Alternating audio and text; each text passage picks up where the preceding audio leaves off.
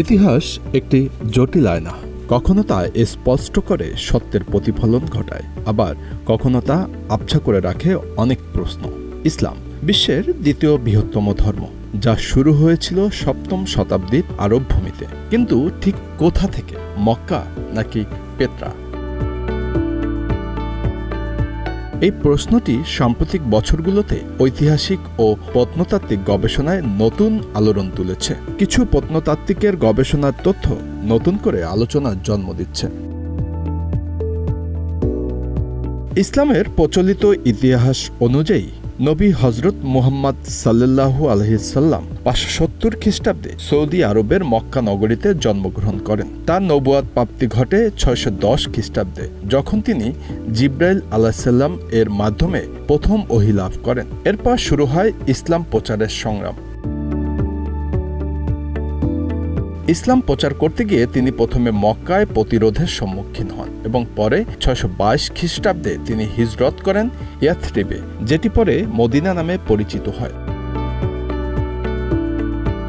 মক্কায় অবস্থিত কাবা শরীফ মুসলমানদের সবচেয়ে পবিত্র স্থান, যা এই শহরের গুরুত্বকে আরও গাঢ় করে তোলে। কুরআন, হাদিস এবং প্রাচীন ইসলামী ইতিহাস সবই মক্কা কেন্দ্রিক বর্ণনা উপস্থাপন করে।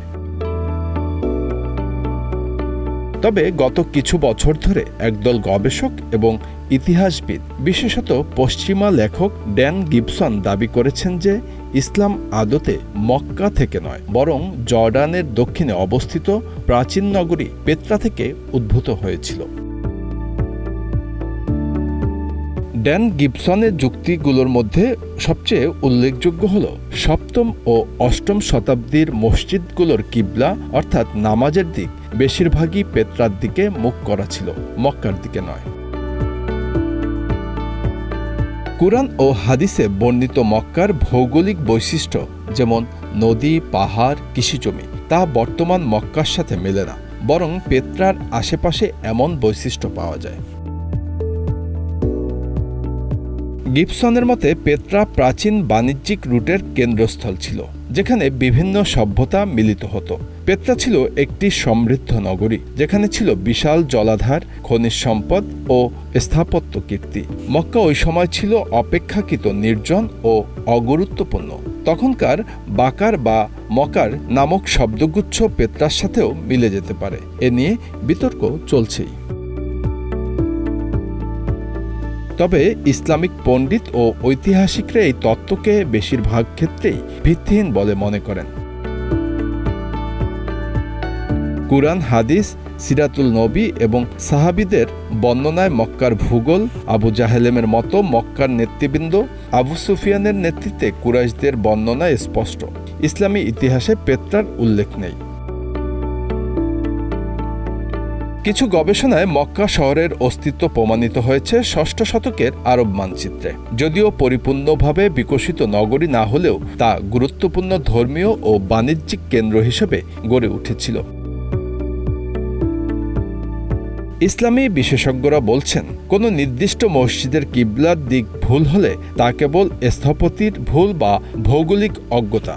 এর মানে এই নয় যে গোটা ধর্মের ভিত্তি ভুল স্থানে গড়ে উঠেছে। পেত্রা নিঃসন্দেহে এক বিস্ময়কর নগরী। ২০০০ বছরের পুরনো এই শহর ছিল নাবাতীয় রাজ্যের রাজধানী। খ্রিস্টপূর্ব শতাব্দীতে গড়ে ওঠা এই শহর পরবর্তীতে রোমান ও বাইজেন্টাইনের শাসনের অন্তর্ভুক্ত হয়। এর জলব্যবস্থা, সমাধিসৌধ এবং মন্দির সবই প্রাচীন সভ্যতার সাক্ষী। তবে প্রশ্ন হল, ৭ম শতকে কি এখানেই ইসলামের জন্ম হয়েছিল? সাম্প্রতিক উপগ্রহ চিত্র, প্রত্নতাত্ত্বিক খনন এবং মধ্যপ্রাচ্যের পুরাতন বাণিজ্যপথের মানচিত্র পরীক্ষা করলে দেখা যায় মক্কাও একসময় একটি গুরুত্বপূর্ণ বাণিজ্যিক স্টপ ছিল। হয়তো তা পেত্রার মতো বড় শহর ছিল না, কিন্তু তাৎপর্যপূর্ণ ছিল। ইতিহাস যেমন তথ্য নির্ভর, তেমনি তা ব্যাখ্যারও বিষয় বটে। ইসলামের উৎপত্তি কোথায়? এ প্রশ্নের উত্তর দিতে গিয়ে অনেকেই নিজেদের অবস্থান থেকে যুক্তি দাঁড় করান।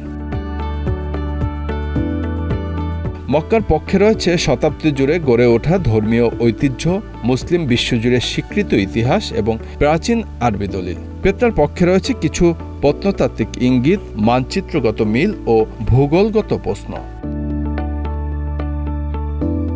পেত্রা বর্তমান জর্ডানের দক্ষিণ পশ্চিমের শহর ওয়াদিস মুসার ঠিক পূর্বে হুর পাহাড়ের পাদদেশে এর অবস্থান। 2400 থেকে 2200 বছর আগে এটি ছিল নাবাতীয় রাজ্যের রাজধানী। পেত্রা নগরী মূলত একটি অত্যন্ত সুরক্ষিত দুর্গ ছিল। পেত্রা বিখ্যাত এর অসাধারণ প্রাকৃতিক সৌন্দর্য আর গুরুত্বপূর্ণ স্মৃতিস্তম্ভগুলোর জন্য। এটি তৈরি হয়েছে গুহার মধ্যে, যা কোথাও কোথাও মাত্র 12 ফিট চওড়া, মাথার উপর পাথরের দেয়াল। গুহার পাশেই রয়েছে কঠিন পাথরের দেয়ালের গায়ে গ্রথিত সেই প্রাচীন দালানগুলোর, যার মধ্যে সবচেয়ে বিখ্যাত হল খাজনেত ফিরাউন নামের মন্দিরটি। মন্দিরটি ফারাওদের ধনভাণ্ডার নামেও পরিচিত। আরও রয়েছে একটি অর্ধ গোলাকৃতির একটি নাট্যশালা, যেখানে প্রায় 3000 দর্শক একসাথে বসতে পারেন। পেত্রা নগরী ছিল অত্যন্ত সুরক্ষিত ও অর্থনৈতিকভাবে সমৃদ্ধ।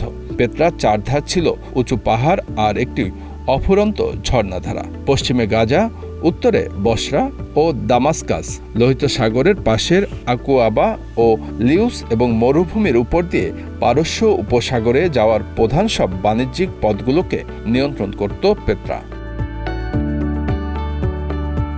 রোমান শাসনের সময় সমুদ্রকেন্দ্রিক বাণিজ্য পুরোপুরি শুরু হলে পেত্রা দ্রুত ধ্বংস হতে থাকে। 106 সালে রোমানরা এটিকে দখল করে তাদের আরব পেত্রাইয়ে প্রদেশের অংশীভূত করে। দ্বিতীয় ও তৃতীয় শতকে শহরটির প্রভূত উন্নতি হলেও পরবর্তীকালে প্রতিদ্বন্দ্বী শহর পারিমা পেত্রার অধিকাংশ বাণিজ্যই দখল করে নিলে তখন পেত্রার গুরুত্ব কমে যায়।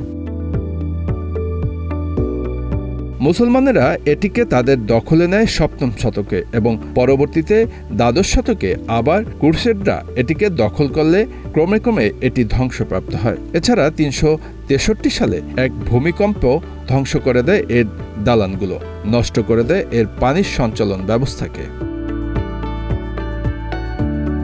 মধ্যযুগে পেত্রার ধ্বংসাবশেষ আগ্রহের কেন্দ্রবিন্দুতে পরিণত হয়। ত্রয়োদশ শতকের দিকে পেত্রা দেখতে যান ইজিপ্টের সুলতান বাইবার্স। বহু বছর অজানা থাকার পর এই প্রাচীন শহরটিকে পশ্চিমা বিশ্বের কাছে উন্মোচন করেন সুইস পরিব্রাজক জোহান লুডিক্স 1812 সালে। Bangla affairs news desk.